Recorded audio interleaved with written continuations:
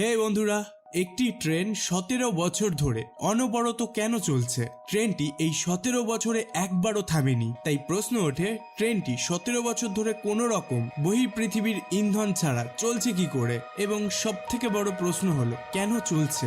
আমি নিশ্চিত আপনারা এতদিনে একটি হলেও ডিজাস্টার মুভি দেখেছেন, যেখানে পৃথিবী বিভিন্ন কারণের দরুন মানুষের বসবাসের অযোগ্য হয়ে উঠেছে।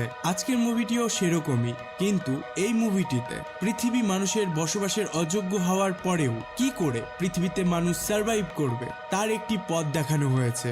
আর সেটি আর কিছুই নয়, একটি ট্রেন। তো চলুন আর বেশি কথা না বলে সিনেমাটির আসল গল্পের দিকে এগিয়ে যাওয়া যাক।